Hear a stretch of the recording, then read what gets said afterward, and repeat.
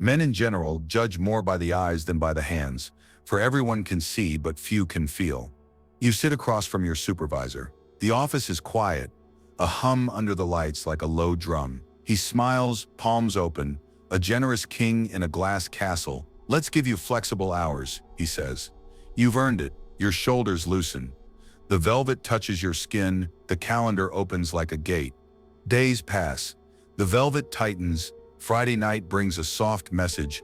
"Could you jump on a quick task this weekend?" You nod. After all, you were given a gift. Another weekend arrives. Another message. "Only you can handle this." The praise feels warm, but the warmth costs sleep. You learn to keep your phone on the pillow like a guard dog. Sunday becomes Monday's down payment. The gift is now a leash, color matched to your pride. You try to decline once. His face stays kind, but the air changes. A pause. A blink too long. A reminder, "We've been so flexible for you." The word hangs there, flexible, as if it now bends you. The favor stacking, the invisible ledger, the subtle debt, the velvet glove, the iron hand. You weren't hired, you were harvested. Men see what you show them, not what you are. A clean smile equals trust. A warm tone smuggles a bill. A soft voice can deliver hard terms. In the hallway, people praise the boss's generosity. They see the surface and decide the depths. Appearances are armor. Kindness polishes it until the glare blinds you to the rivets and the seams. Aphorism. People prefer the gentle story over the sharp fact. Another, a bright ribbon can tie your wrists. Another, a promise without boundaries becomes a chain with them. You fear sounding cynical. You fear that looking under the velvet will turn your heart to stone. But clarity is not cruelty. It is reading the contract that everyone pretends is poetry. The face smiles. The terms govern. The smile is the banner. The terms are the ground. Here is the first rule. Interests, not ideals. At work, the currency is results, access, and risk. Family speaks of love, but counts reliability, favors, and silence. On social media, kindness becomes a mask for attention, trades of praise for visibility, and alliances shaped by timing, not truth. Everywhere, someone is measuring. Everywhere, appearances walk you to the counter while interests set the price. Kindness is not fake. It is simply incomplete, a tool, a framing, a fragrance sprayed before the negotiation. If you forget the negotiation, you wake up sold.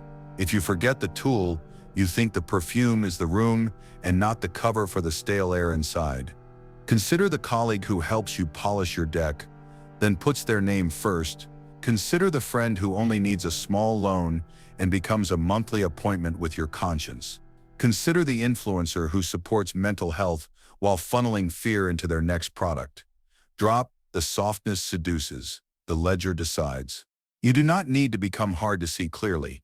You need to become structured. Name the terms before the gift. Set limits before the smile. Ask, what changes after this generosity? What is expected if I accept? How will I know when the account is settled? Velvet burns less when the iron is declared. Do not announce war. Announce boundaries. Keep your tone clean. I can help on weekdays until 6. Weekends are not available. If the smile curdles, you have your answer. If the kindness evaporates, it was never water. It was misdesigned for the stage lights. The painful truth is simple. People are not angels, and you are not prey. Appearances matter because people are busy. They judge fast, show what you can sustain, offer what you can enforce. Let your kindness be precise, not endless.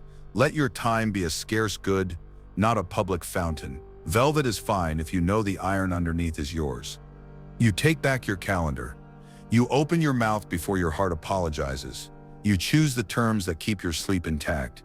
Kindness remains, but now it's a tool you handle, not a net thrown over you. Let your kindness be deliberate, and your limits well known. It is better to be feared than loved, if you cannot be both. You have been told that kindness proves character and love holds everything together. You want that to be true, but when pressure rises, most people do not consult ideals. They consult risk. They do not ask how warm your smile is. They ask what happens if they ignore you. This is not a call to cruelty. It is a call to see the levers that actually move behavior. Keep your heart, open your eyes. Love is cheaper than fear until the bill comes due. At work, the kind leader avoids hard truths, spreads comfort like a blanket, and hopes warmth will replace discipline. The team relaxes. Deadlines slip by a day, then a week. No one is corrected, because love should be enough. Then the client threatens to leave. A weekend emergency is declared. The same people who praised the gentle tone now whisper that the leader is weak. In a startup, a founder tries to be everyone's friend. Nobody owns the ugly choices, so the ugly outcomes arrive on schedule. In a classroom, the tolerant teacher gives endless extensions. By midterm, chaos writes the syllabus. Being loved is pleasant but unreliable, because love bends under pressure. Fear, understood as predictable consequence, holds shape. You do not need to terrify anyone. You need a system where missing the mark costs something, and meeting the mark means something. Without that spine, kindness only collapses into apologies, and apologies cannot ship the work or protect your time. Gratitude has a short memory. You share your research with a colleague and ask for a small mention. The slides appear without your name, as if the work grew itself. They are not a villain. They are a narrator who rewrote the story so their reflection looks whole. You loan a cousin money with no interest because we are family. When the payback date comes, it becomes an insult. Do you not trust me? You help a teammate switch shifts for months. The moment you finally say no, you are called selfish. And they mean it, because the human mind normalizes gifts and reframes help as owed. Gratitude fades because comfort grows. The more you provide without price, the more invisible your effort becomes.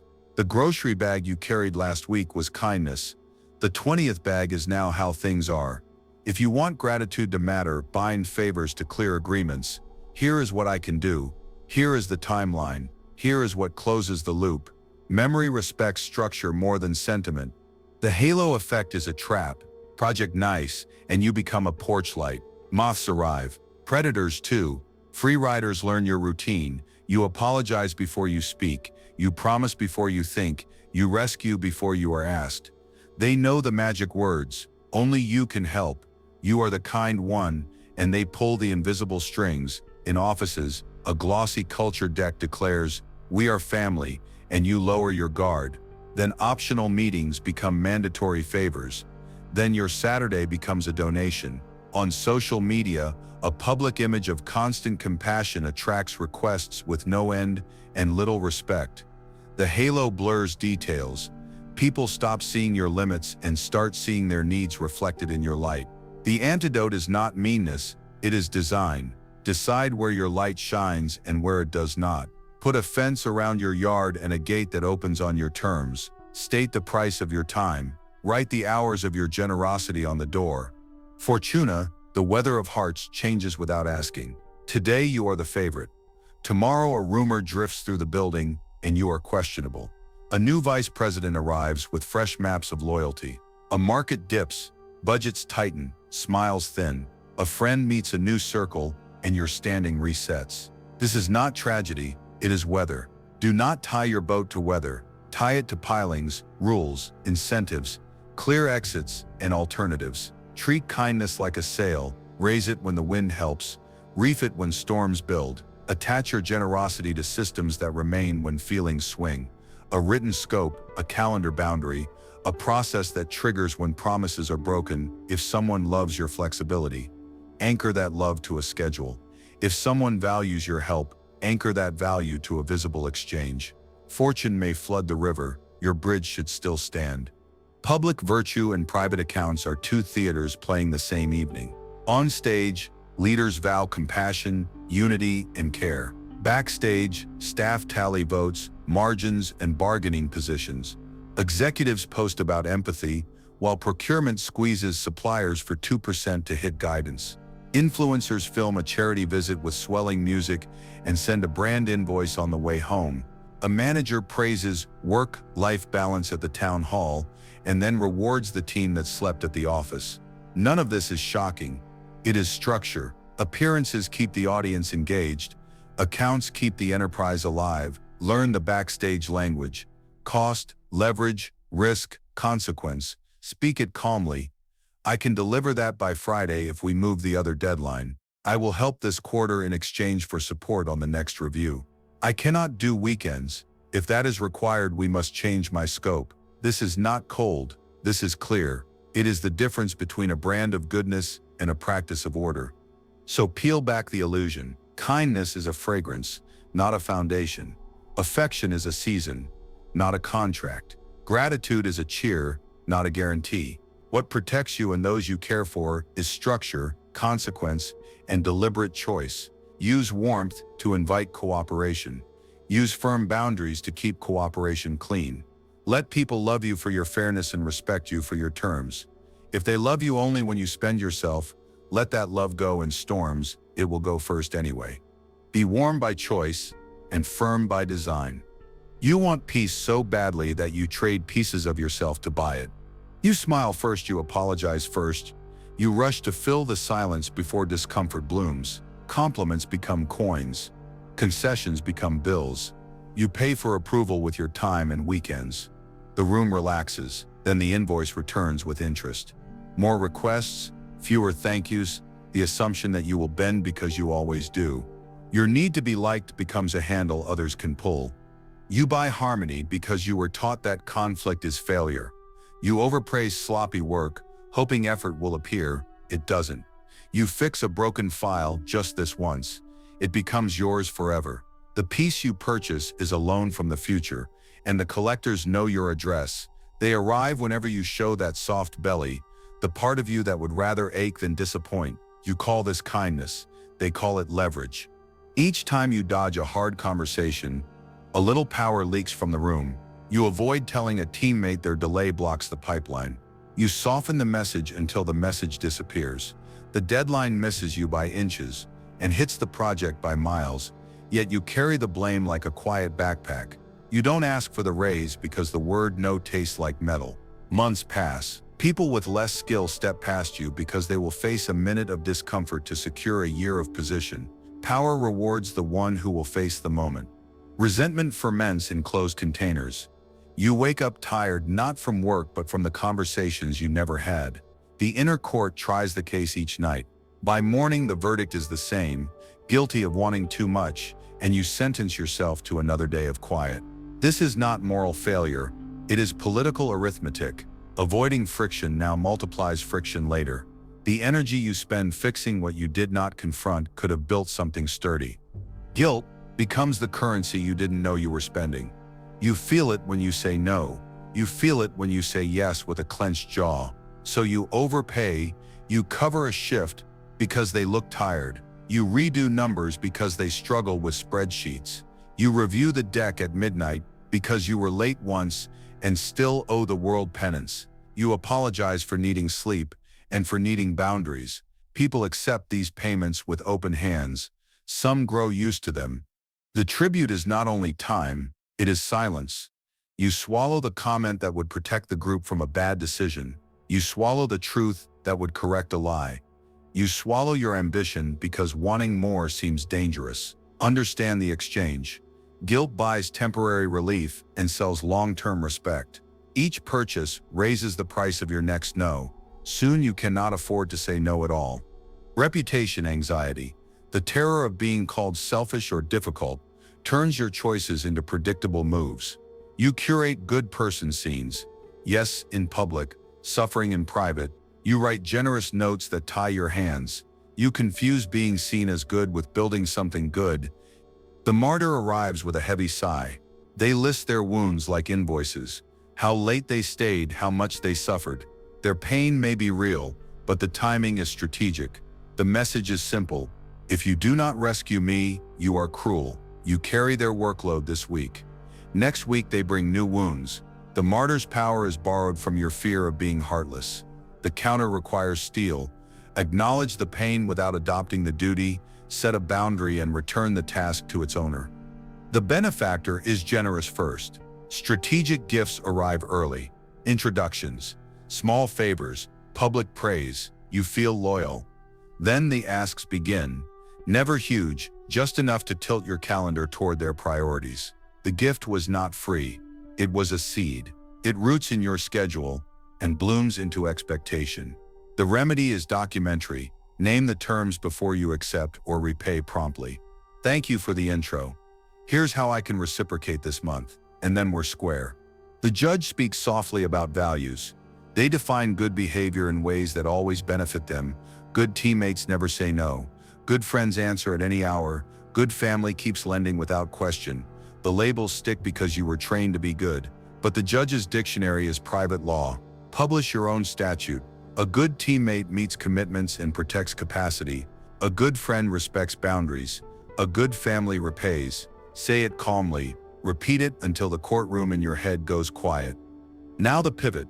Virtue as the antidote to the wound, not virtue as piety, but effective force. Clarity, courage, control of self. Virtue does not hate kindness. It governs it. You choose generosity when it strengthens the order you are building. You choose firmness because chaos needs a wall. This is statecraft for a private life. Rules that let your better nature operate without being rated. Begin with inventory. Write down 3 traits that people exploit in you. Fear of conflict, hunger for approval, overestimating capacity. For each trait, script a countermove. Fear of conflict meets a template. Here is the issue. Here is its impact. Here is my request. Here is the consequence. Hunger for approval meets a practice. 1 compliment for others, 1 firm boundary for yourself, every day. Overcapacity meets a schedule with breathing room, where your yes fits without stealing from tomorrow. Translate emotion into structure. Make agreements visible, scopes, deadlines, terms. Decide in advance what you do when promises break. Reduce access, reassign work, or end the loop. Practice calibrated consequence, not punishment. You are not trying to scare people. You are showing them the shape of your world. Virtue also chooses allies. Seek people who respect posted rules. Test with small commitments before large ones. Reward those who keep terms, withdraw from those who use tiers, gifts, or labels to manage you. Let your reputation shift from always nice to kind and bounded. That title travels well. It draws adults and discourages operators. You are not hard for seeing clearly. You are clean. You are not cold for naming terms. You are warm where warmth belongs and stone where stone is required. The wounds that once chose for you now receive guidance. The soft belly grows armor, not to strike others but to hold your form under pressure. The mirror loses power. The corridor widens. Your yes becomes gold again because it is rare and real, kind in spirit, governed in practice. The day breaks you by degrees, not by drama. Morning, an email thread with your work on it. Your ideas flowing through slides that do not say your name. The subject line reads, "Great collaboration," and you are thanked in private while someone else presents in public. Noon, a message with the word urgent, pulsing like a siren, though the deadline was known a week ago. Evening, a friend ghosts your text after you say, "You can't come fix their mess tonight." Midnight, the phone face down, buzzing against the table like a trapped insect. Small cuts, rapid fire. You stop feeling them one by one and start feeling only the heat. You still show up on time. You still answer politely. You still offer context and solutions. Yet the room treats your steadiness as a resource to be mined. You are tired not from what you do, but from what you hold, the scramble to keep everyone calm while your own pulse climbs. Burnout is not only medical, it is political. It happens when the costs of keeping the peace are charged to you and the benefits are distributed elsewhere. The day ends with your jaw sore from clenching. Tomorrow is already charging interest. Then the spiral begins, quiet as a whisper that knows your name. Maybe I'm selfish. Maybe I should have stretched 1 more hour, answered 1 more ping, said 1 more yes. You replay the missed credit and tell yourself you didn't communicate enough. You replay the urgent note and tell yourself you could have planned better. You replay the friend's silence and wonder if your boundary was too sharp. There is a trick here. Manipulators invert blame to protect themselves. They use your conscience as a rope to pull you back to the cart. You hear their lines dressed as concern. You've changed. This isn't like you. We count on you. They are not describing your character. They are describing their access. The more you doubt yourself, the easier it is for them to resume the harvest. Stand in a lit room, even if only in your mind, and listen to the facts. You carried the load. You gave notice. You set a limit the way adults do. This is not selfish. It is order. Now the stern lesson, when nice becomes dangerous. Every promise you cannot sustain is a trap you set for yourself. You say anytime, and the clock swallows your weekends. You say whatever you need, and the list never ends. You say, I've got it, and the team hears, drop it, they'll catch. People believe you're marketing. When your energy collapses, operations do too. Then the scramble becomes harsher, and the hands that praised your kindness grip your shoulders and shake you awake. Overpromising is not generosity, it is arson with a smiling face. You lit a future you cannot live in. Sustainable kindness has a spine.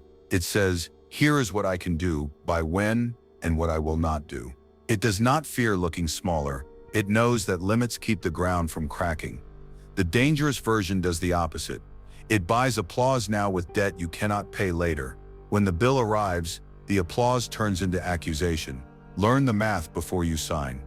Watch how the mask slips on both sides. While you complied, their tone was honey. You were family, lifesaver, the heart of the team. Then you decline a Sunday demand. The air drops 10 degrees, words sharpen, meetings move without you. A manager who understood your balance suddenly wonders if you are fully committed. A friend who called you solid posts a vague quote about fake people. Their kindness was not a character trait. It was contingent access. It lasted as long as you were useful at a discount. Do not answer with a tantrum. Answer with clarity. You can observe frost without starting a fire. You can mark who treats your boundary as an injury to them. Their reaction is a map. It shows where your time was considered free land. Fold the map. Adjust your routes. When affection depends on your exhaustion, you are not loved, you are leased. The break comes like a clean cut. You stop the unpaid labor. You do not reply to guilt paragraphs shaped like concern.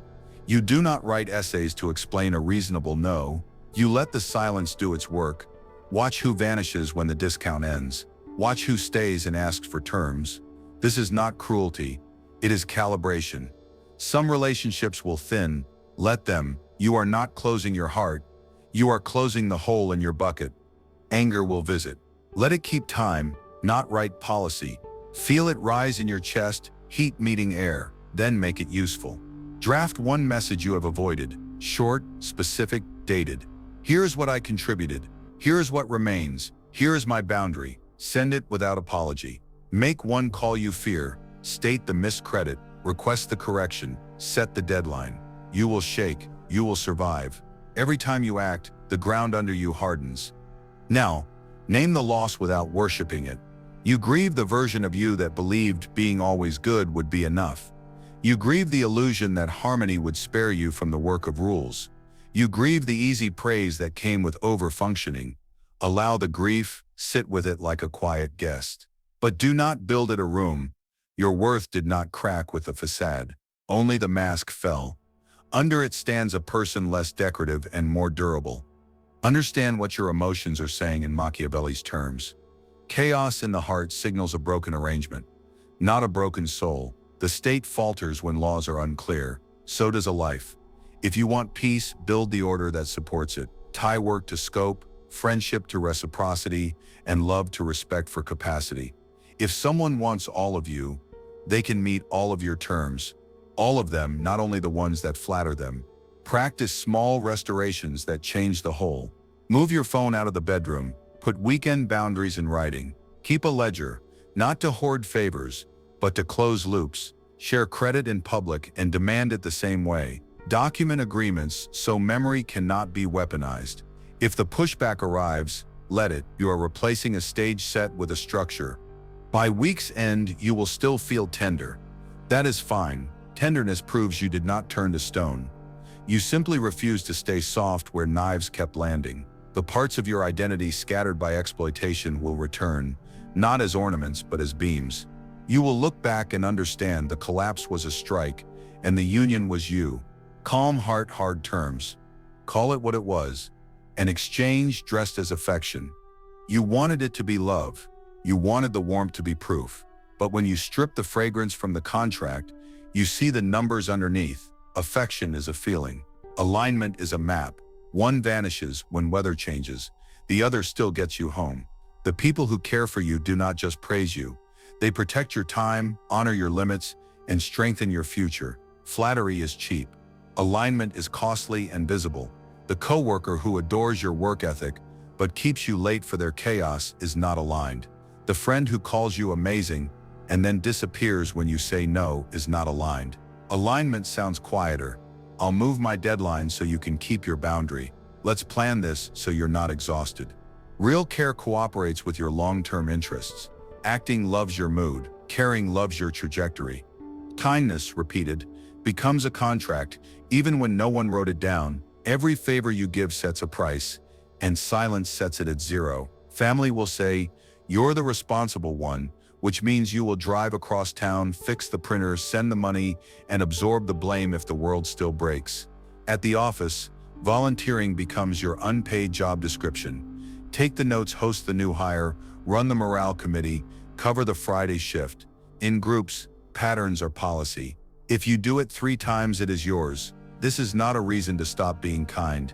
It is a reason to price your kindness. Say what the favor costs: time, attention, recovery. Say what ends the obligation: a returned favor, a closed loop, a cap. When the price is clear, goodwill remains goodwill instead of turning into quiet resentment. Keep an honest ledger, not to weaponize, but to see. You already track money because you respect it. Track your energy for the same reason. Write down what you gave: hours, emotional labor, risk taken on someone else's promise. Write down what came back: credit, reciprocity, or silence. You will notice trends that feelings blur. You will find the friend who always calls when they need to unload, but never asks about your life. You will find the colleague who needs your drafts just to get started and somehow always forgets your byline. You will find that one relative who treats your day like a spare room. The ledger is not cruel. It is humane. It keeps you from overextending and then punishing people in your mind. It lets you say, "We're square," and mean it. Both free, no secret debt. Compassion with teeth looks different from the soft version that broke you. It smiles, but it also bites when boundaries are crossed. Not to wound, but to define the edge. Compassion with teeth says, "I care about you. I care about me too." It says, "No, I can't take this on." Here are 2 options that are possible. It says, "I will help once. After that, we build a plan so you can help yourself." It removes the shame around limits, because limits are what make your help reliable. People can trust your yes because your no is real. In a team, compassion with teeth is a process. Roles clear, consequences known, praise public, blame specific. In a family, it sounds like, "I can host this holiday but not 3 in a row," or "I can lend this amount," and we'll write a schedule. Guilt is not a reason. Love is not a loophole. Boundaries are the bones that keep the body upright. Now write a new definition of love that does not depend on your exhaustion. Love respects limits. Love keeps promises. Love looks for ways to share the load without hiding the cost. It does not fear your strength. It prefers it. It does not require you to dim your clarity to keep the story sweet. In love, admiration includes your refusal to be used. In work, loyalty includes honest feedback and fair terms. In friendship, closeness includes "I can't tonight," spoken without danger. If someone needs you endlessly, they do not love you. They love access. If someone loves you but recoils from your structure, they love a weaker version of you. Let that version die. You are worth more than applause for being available. Practice the reframe in small daily moves. When praise arrives, test for alignment. "Thank you. Here are the hours I can give." When requests arrive dressed as emergencies, test for structure. "Happy to help within this scope and this deadline." When family repeats old choreography, change your step. "I can't do that, but here is what I can do by Friday." When guilt floods your chest, ask the only question that matters: does this serve my future and our long-term health, or only today's convenience? If it is only convenience, the answer is no. You will hear accusations. You will be called cold, selfish, difficult. That is a good sign. It means the discount ended. Stay steady. Your ledger will keep you honest. Your contracts will keep you human. Your alignment will bring you allies who choose you for who you are, not for what you cost. This is not cynicism. This is eyesight. It lets you see the difference between a hand that holds and a hand that harvests. It frees your kindness from being bait. It turns love from a theater into a practice you can build on. Keep the tenderness. Add the terms. From now on, you grant access the way a good city opens its gates, with welcome, with rules, with guards who smile and do not move. Clear eyes, firm terms, open heart. Steel first, velvet after you decide the order, or others decide it for you. Build a reputation you can spend. In chaotic rooms, stories travel faster than facts, so choose the story, decide what your name means before anyone else brands it. Be fair but firm. Be generous yet unpredictable in your tolerance for disrespect. People should know two things about you. You keep promises and you keep boundaries. That brand buys you time in crises and loyalty in calm seasons. If you spray kindness without structure, you look cheap. If you enforce limits without malice, you look reliable. Set terms before gifts. Kindness without terms becomes a bill you pay forever. When you offer help, define the scope, the timeline, and the consequence if abused. Use a calm voice and clean language. I can contribute 10 hours this month, midweek only. If the scope expands, we'll replan or pause. Put it in writing, even if short. Send a recap after a call. Scope, dates, owners, sign-offs. If someone tries to stretch your gift beyond the frame, point to the frame instead of explaining your feelings. Frames hold better than feelings. Create reciprocity protocols. Rule 1. Match favors in kind and timing. If someone lends you credibility in public, return credibility in public within a season, not a lifetime later. Rule 2. Keep a light ledger. 2 columns. No drama. Track hours given, risks carried, and acknowledgments received. You are not keeping score to punish. You are preventing drift. Rule 3. Close loops deliberately. Say the sentence, "We're square." That line releases both parties from invisible obligations and reveals who plays fair. Practice the calibrated use of fear. In a decent order, fear is not terror. It is the knowledge that actions have predictable consequences. Missed deadlines reduce access to your time. Disrespect reduces the channel to email only. Repeated breaches end the arrangement. Publish these rules where people can see them. Enforce them without heat. Fear here is boundary enforcement, not cruelty. You are teaching gravity. When gravity is clear, people walk carefully and collaboration thrives. If everything is fog, fear becomes panic. Create clarity. Use selective transparency. Share intentions in layers what they need to know. When they need to know it, early disclosure can invite sabotage. Late disclosure can erode trust. Find the middle principles always visible, tactics revealed on schedule. Tell your team you will not reward all-nighters. Announce the new review rubric a week before it starts. With clients, reveal constraints first, then options, then commitments. With friends and family, state the boundary before the story that tries to melt your resolve. Manage fortuna, the weather you cannot command. Prepare for storms with 3 buffers: savings, options, alliances. Savings build reserves of time and money so you never negotiate from hunger. Options, keep alternative gigs, cross-train, and maintain a portable portfolio. A door behind you makes the room in front of you civil. Alliances, diversify. Do not anchor your life to one gatekeeper of opportunity or affection. Meet people across departments, generations, and cultures. Offer small, concrete value before you ask for any. Run the mirror drill. Write down 3 traits that predators love in you. Conflict shy, eager to please, time rich. Now design counters you can execute under stress. For conflict shy, a script card. Issue, impact, request, consequence, rehearsed until it feels like muscle memory. For eager to please, a pause rule. No yes without a night's sleep. For time rich, a calendar block that is non-negotiable. Protect it like rent. If your trait is rescuer, add a gateway question: what have you tried? If your trait is overcommitting, pair each new task with one you drop. Engineer clean exits. Not every tie deserves repair, some deserve completion. Write a simple script: this no longer works for me. Here is the boundary. Here is what remains possible. Deliver it once, then move with your feet. Return keys, turn off access, settle balances, and leave the door at rest. Do not turn goodbye into a trial where they can relitigate your needs. If they escalate, lower contact and repeat the line: A clean exit is not a collapse. It is a designed ending that preserves your dignity. Give the gift that strengthens you. Strategic generosity costs you little and builds durable allies. Offer introductions that do not drain your calendar. Share templates rather than doing the work yourself. Teach the process once instead of rescuing forever. Host a monthly office hour rather than fielding midnight pings. Praise in public and document in shared channels, so credit circulates and your help compounds. This kind of kindness scales.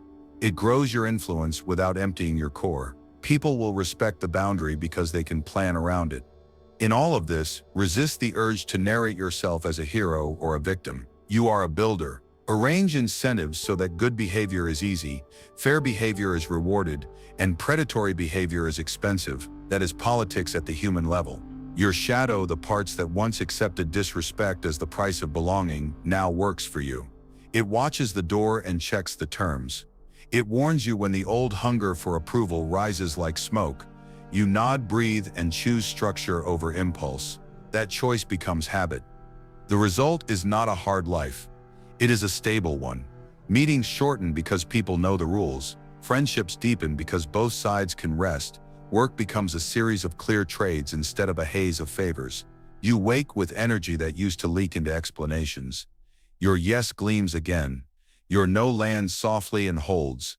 You become known for precision, not drama, for warmth, not weakness. Build your reputation. Set terms before gifts. Keep reciprocity clean. Enforce consequences without anger. Reveal wisely. Prepare for weather. Train your shadow. Exit with grace. Be generous in ways that strengthen you. This is virtue in practice. Power that protects dignity. Order that makes room for mercy. And a life whose kindness is chosen, not coerced. Strong spine, open hand, steady rules. Morning opens like a clear blueprint, not a guessing game. Your phone wakes to 3 messages, none of them alarms. One request with a deadline, one update with owners, one invitation with an agenda. Coffee is hot, not hurried. You walk to your desk without sprinting, because nothing is on fire that you did not plan to light. Meetings start on time and end on time. Peace is not a miracle, it is housekeeping. At work, the requests are smaller and sharper. Can you review section 2 by Thursday? Replaces, can you take a quick look? You answer once, yes, within scope, no outside it. The calendar reflects your boundaries like a well-marked map. Emergencies still happen, but they arrive as exceptions, not habits, because you priced your kindness and made panic expensive. You are not colder, you are clearer. Lunch is not a negotiation. You leave the building, walk a short loop, and eat without your inbox sitting beside you like a chaperone. A teammate texts, need eyes today, you reply. Tomorrow 10:11 works. Send the draft by 9. The draft arrives on time, tidy because the terms were tidy. You return credit in public. Evening brings small rituals that used to be luxuries. You close the laptop before it grows fangs. You answer one friend and let the other wait until morning. Not from neglect, but from design. Your home is quieter because you stopped importing the office's weather into your kitchen. The door shuts, the storm stays outside. Peace is designed, not discovered. Your circle tightens, not from fear, but from fitness. There is the colleague who used to borrow your hours like loose change. Now you trade in clear amounts. You offer a template. She delivers on time. You both say, we're square. Trust grows because no one is guessing. There is the friend who once loved your availability more than your voice. You kept the boundary. He adjusted. Now he checks dates before he asks and shows up when you name a plan. And there is the client who tested your limits, calling late with one more thing. You drafted new terms, moved calls to daylight, and added fees for scope creep. 2 months later, he speaks the language you wrote. The work is better because the frame is better. Loyalty did not come from flattery. It came from the relief of knowing how this will go. This is not a life without friction. It is a life where friction wears the paths you choose. You still say yes, but it is a clean yes that doesn't poison tomorrow. You still help, but you help in forms that scale, introductions, checklists, office hours, so you are not the bottleneck or the battery everyone drains. People learn to solve more because you stop solving everything. Calm returns. You notice a new kind of silence, not the fearful hush of walking on eggshells, but the quiet of good machinery. Systems hum, emails rest. Your reputation walks ahead of you like a herald, fair, firm, generous within terms. New partners arrive, pre-trained by your example. Old partners either adapt or drift. You do not chase. You publish the rules and keep building. A simple truth anchors your evenings. Stability is merciful. It saves you from the theater of constant forgiveness. It frees your compassion to land where it works. It turns love into a practice instead of a plea. You go to sleep without defending your boundaries in your head. Tomorrow is already briefed. Carry this compass into every room. Design first, sentiment second, terms first, favors second, duty to your future, then duty to requests. When you are unsure, choose the move that makes chaos more expensive and fairness easier. When you are tempted to prove your goodness with exhaustion, remember that order is the highest kindness. Your peace is not an accident. It is a policy you renew each day. Let your kindness be precise and your limits well known.